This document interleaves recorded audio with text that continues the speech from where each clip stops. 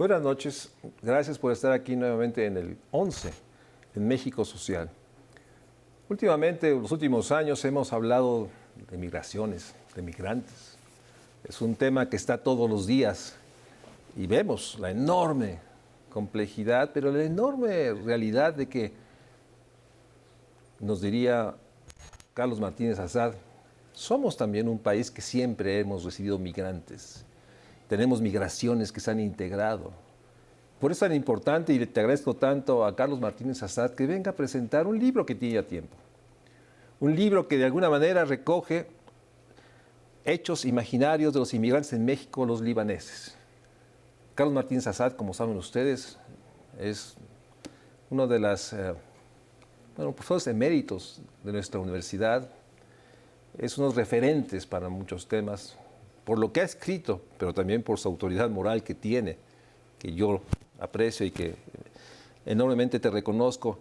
Y gracias por presentarlo, pero déjame decirte que cuando platicamos del libro me di cuenta de la enorme importancia, porque se habla de los migrantes como si algo hubiera pasado de repente en este siglo XXI. Y tú lo que haces es recordarnos, poner el testimonio de una de las migraciones, pues que es, para muchos es referente. Hablamos de los libaneses. Por eso te agradezco mucho. Platícanos del libro, ¿cómo está construido? ¿Cómo fue la elaboración de este libro? Bueno, primero, muchas gracias, Mario Luis Fuentes, que también eres un referente en varias esferas de lo político, de lo social. Y agradezco estar aquí con el público de Canal 11, con el que ya he tenido contactos previos.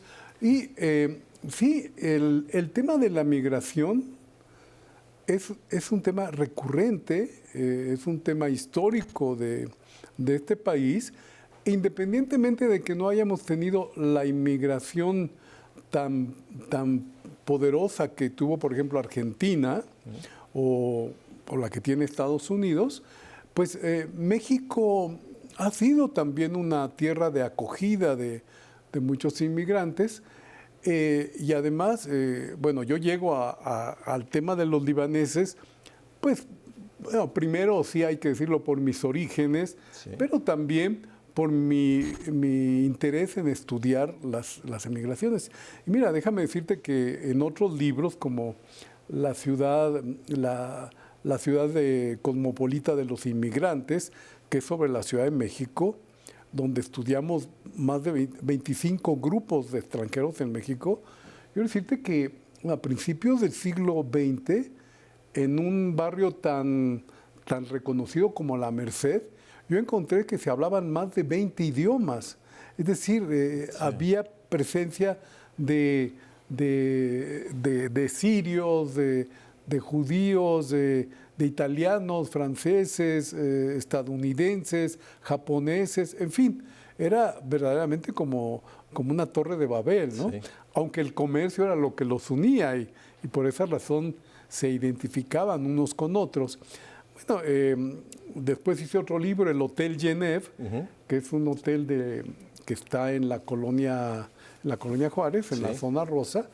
Y pues me dediqué a estudiar todos los registros del hotel y era impresionante la cantidad de extranjeros que llegaron a México en diferentes momentos.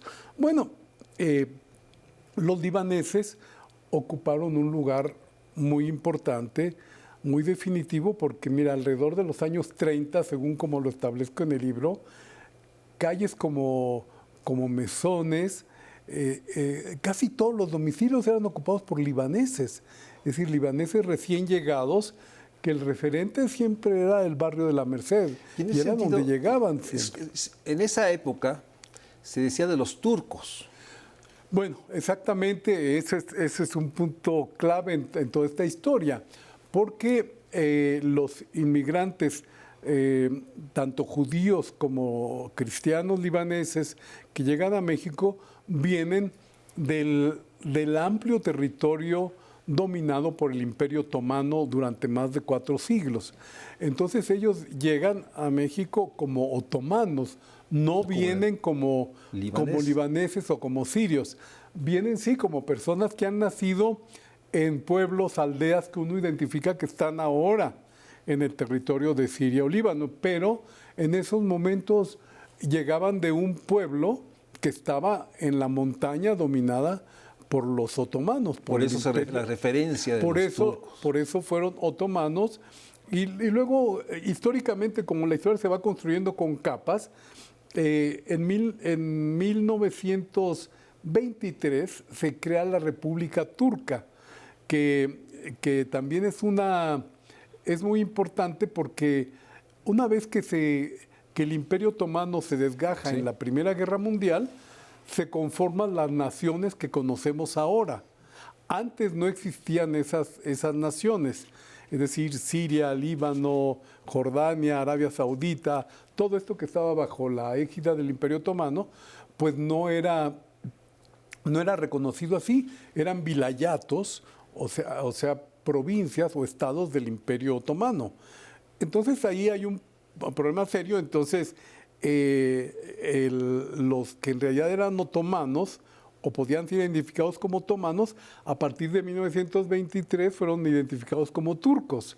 Y entonces por eso es el uso de la palabra. La palabra turca es la que se usó mucho. También se les dijo árabes, y tampoco eran árabes. Los libaneses eran cristianos de un grupo étnico que no tiene que ver con los árabes.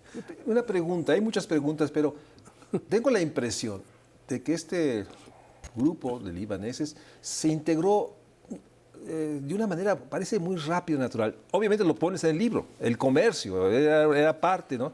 Pero esta integración, esta actividad económica, ¿cómo logran, digamos, ser parte, manteniendo identidad? Porque a la fecha hablamos de los libaneses como algo que está, pero a la vez son tan mexicanos como nosotros. Presencia constante. Bueno, y también lo aclaro mucho en el libro a través de toda la reflexión que hago. Uno de los elementos fundamentales para la integración es la religión cristiana. Es decir, el hecho de que la mayoría de los cristianos que llegan a México son maronitas. Los maronitas forman parte de los primeros grupos de cristianos de esa región. De hecho, Líbano continúa siendo el país que tiene más cristianos en Medio Oriente. La población es generalmente musulmana. Los musulmanes estuvieron identificados con los árabes, es decir, porque Mahoma es un árabe de los que habitan esa península, el desierto, etcétera, y los maronitas son los grupos de montañeses que además proceden de otras etnias, de otros pueblos, para decirlo más correctamente, particularmente los fenicios. Los fenicios están en el antecedente del pueblo libanés, los fenicios y luego caldeos, etcétera, muchos grupos que se van mezclando, pero se mantienen cristianos a partir del siglo III, siglo IV.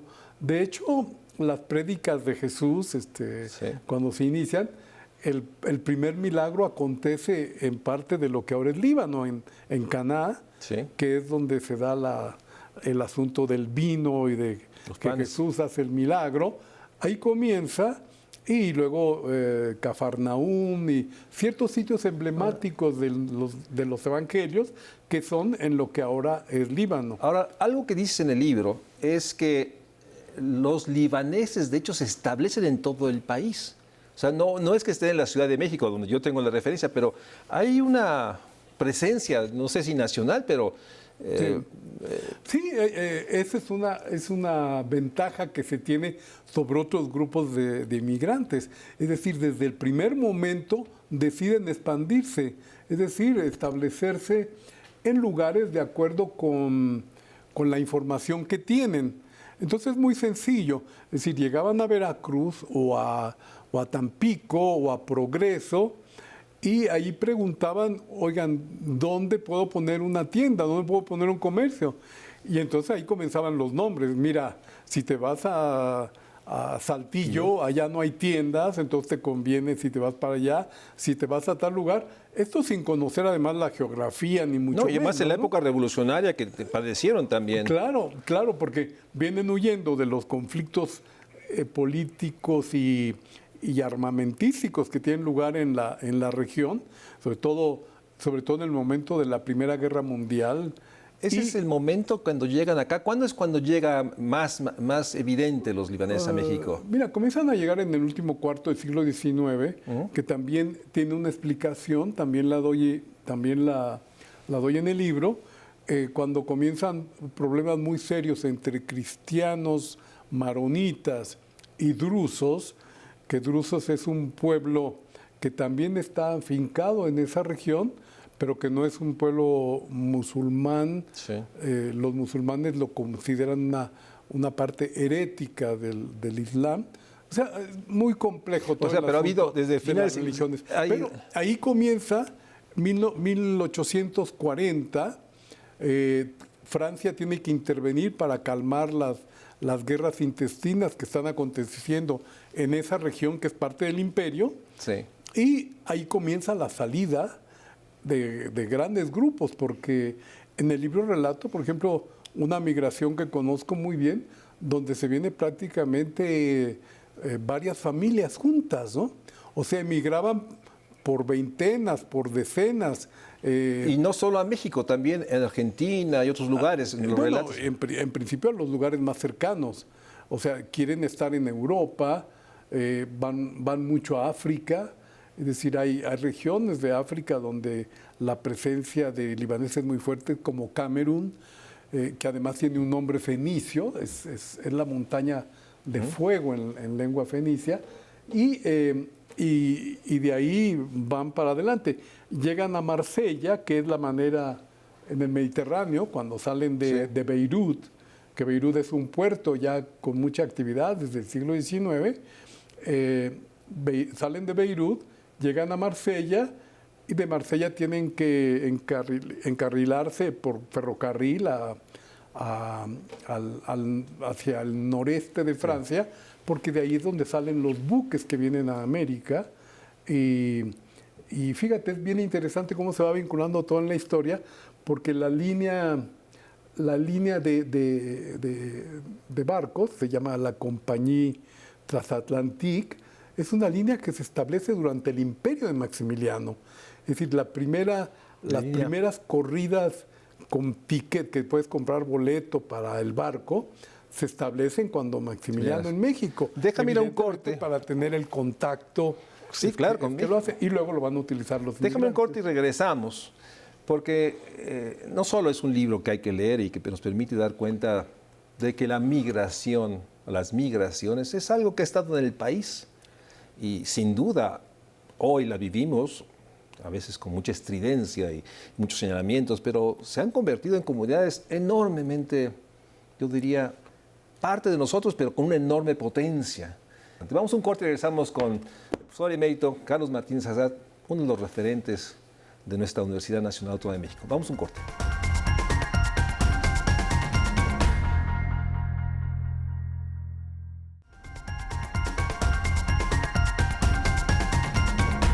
Gracias por seguir con nosotros. Estamos con Carlos Martínez Azad, autor de este libro, uno más, que nos permite tener estas reflexiones con él. Te preguntaba, Carlos, son dos preguntas de hecho. ¿Por qué son tan importantes los libaneses en el imaginario nacional? Algunos dicen que porque tenemos gente muy rica, ¿no? El más rico del mundo. El problema es cómo llegaron a ser ricos. ¿Cómo llegaron a ser ricos? Y dos, me sorprendió la cifra que das, 300,000, 400,000. O sea, uno pensaría que son muchos. Se me hacen pocos, pero... Y la segunda pregunta para que te extiendas es, ¿por qué los libaneses tienen esta liga cultural que los mantiene siendo también mexicanos? Entonces, ¿por qué llegaron a ser tan ricos y por qué se mantienen tan unidos en un país que a veces no los entiende? Sí. Mira, son preguntas bien difíciles, pero creo que uno de los puntos importantes que además explica la integración es que los grupos de libaneses que llegan a México logran también participar del proceso de desarrollo que está teniendo lugar en México. Es decir, una vez que sortean la Revolución Mexicana, que no los amedrenta la revolución. Ahí pongo ejemplos de libaneses que van a venderle a las tropas de Pancho Villa la ropa para vestirse, etcétera. Libaneses que van a la Ciudadela cuando está cuando está el bombardeo entre el presidente Madero y los golpistas de ese momento, encabezados por Bernardo Reyes y luego seguidos por Victoriano Huerta, van y les venden sus productos. ¿En qué momentos? En las horas hay altos al fuego, sí, y en ese momento salen y van a vender. O sea, nada los amedrenta. No los amedrenta el problema de los asaltos en los caminos. Pongo un capítulo de todos los asaltos que pude registrar que hicieron las tropas de Francisco Villa, pero los trataron pésimo, que les saqueaban los comercios, las muladas, ¿verdad?, donde sí, llevaban la mercancía, todo eso. Bueno, se van integrando al proceso de desarrollo institucional y lo veo yo muy claro a partir de Manuel Ávila Camacho, del gobierno de Manuel Ávila Camacho, 1940, 1946, que Ávila Camacho es el que llama ya a personajes que se han comenzado a destacar mucho en la vida económica del país, como Miguel Abed, como Julián Slim, y les dice, oigan, hay que formar un club importante que integre a los libaneses de México. Imagínate, es un presidente mexicano el que les dice. Claro que ya había clubes en muy diferentes lugares del país, pero entonces se hace una gran concentración de la que explico bien en ese libro. Vienen cientos de inmigrantes libaneses de diferentes partes del país, de Monterrey, de Yucatán, de Jalisco, en fin, es impresionante, y hacen una gran reunión con Ávila Camacho. De tal manera que, por ejemplo, cuando México se suma a los aliados en la Segunda Guerra Mundial, los libaneses ofrecen un contingente para combatir y salir en defensa de los aliados si es necesario ir al frente. Y todo eso se va enlazando con el apoyo institucional también, sí, que van recibiendo. Yo creo que eso explica mucho lo que sucedió, ¿no? Esa posibilidad de participar en los grandes negocios, etcétera, que hacen que algunos tengan un estatus muy importante, ser parte. Y que bueno, es interesante porque siempre pienso que es una desviación considerar que como hay varios muy ricos, todos lo son. Es una gran desviación, casi se asocia al libanés rico, digo, en el imaginario. Bueno, ¿no? Y no es, claro, pero ahí está el imaginario del que hablo en ese libro. La otra cuestión en base a ese proceso de institucionalización es que también hablo de todos los gobernadores que tienen origen libanés, los diputados, los presidentes municipales, los legisladores. ¿Cómo se integran a la vida? Es impresionante porque se integran a la vida política nacional. Digo, hay ayudantes de Felipe Carrillo Puerto que son libaneses, ayudantes de Tomás Garrido Canaval que son libaneses. Es decir, ya van integrándose a la vida nacional, a la vida política nacional desde los años 20. O sea, que es realmente un proceso de integración muy excepcional que no lo tienen otros grupos. Me he encontrado de pronto sí algún armenio que participó en las filas revolucionarias, etcétera, pero aquí desde muy temprano también son varios los libaneses que lo hacen. El padre de Jaime Sabines, el gran poeta, sí, del que hablo también ahí mucho porque dedico también a la cultura, ¿no? Porque sí, hay montones de personalidades que han apoyado a la cultura nacional siendo de origen libanés, cineastas. Bueno, el impacto en el cine mexicano que tuvieron, que relatas aquí, o sea... En el cine yo creo, que no me demuestren lo contrario, son los libaneses o como grupo de inmigrantes el que más ha participado en la industria, nacional. Pero ¿cómo logran tener esta identidad y a la vez ser parte de lo nacional? Porque eso es sorprendente, o sea... Bueno, se conservan... Mira, por ejemplo, la lengua es fundamental en casi todos los grupos que emigran para mantener la identidad. Sí. En México lo de la lengua fue quedando un poco atrás, muy pocos la mantienen, pero sin embargo conservaron las tradiciones, sí, la religiosidad, el unión a través del ser cristiano maronita, eso es muy fuerte, y junto con eso las costumbres, la comida los que bailes. se ha logrado extender de tal manera que ahora he visto algunas cosas que son muy curiosas. Los tacos al pastor mexicanos, pues es el shawarma que viene de esa región y que se implementa en México y se le hacen otros añadidos, etcétera. Se nacionaliza. Ahora vas a Medio Oriente y hay puestos que se llaman en español tacos al pastor. O sea, ya ida y vuelta. Regresó. Eso se me hace muy, muy peculiar y que creo que muy pocas culturas lo tienen, ¿no? Que su platillo se convierta y vaya de regreso con otros elementos, ¿no? Bueno, esto, pero junto a todo lo que tiene que ver con las maneras, aunque la religión permitió que hubiera matrimonios mixtos muy al comienzo, y se mantiene, ¿no? Cierta comunidad, pues, o sea... Hay lo mixto, pero de pronto vuelven otra vez a... Se propicia, se promueve en esta convivencia en los clubes que tienen. En los clubes, etcétera, se mantiene la idea de mantener los apellidos como algo que identifica, ¿no? Identifica de una manera además bastante fuerte, porque como durante el Imperio Otomano vienen fundamentalmente de pueblos, de aldeas, la gente se identifica por el lugar donde naciste, ¿no? Sí. Entonces un apellido te dice, si tienes tal apellido, entonces eres de tal poblado, ¿no? Claro. Así que hay una relación geográfica, onomástica también muy fuerte, que se mantiene como referente hasta nuestros días. Pues, Carlos, pero lo importante es la integración a la que tú has hecho alusión, enormemente importante. Una integración muy fuerte y muy positiva y destacada. Siendo un grupo relativamente pequeño, has logrado en este libro, déjenme decirles, yo le preguntaba, agotado en segunda edición, haremos todo para que haya una tercera edición, porque en estos tiempos de migraciones creo que es importante recordar y dar cuenta de esta enorme magnitud que tiene nuestro país y que genera, no sé, sería objeto de otro programa, uno de los grupos migrantes más exitosos o mejor integrados que otros. Claro. Hay que aprender, hay que dar cuenta de esto y obviamente... Ya hay que aprender de ese pasado para saber cómo tratar a los inmigrantes de nuestra época.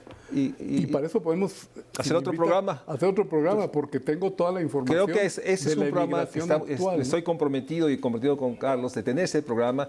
Y como dicen, yo soy de los beneficiarios de tener un amigo de origen libanés. Entonces, muchas gracias. Gracias a ustedes. Buenas noches. Gracias, Carlos, por venir. Te espero en el próximo. Sí.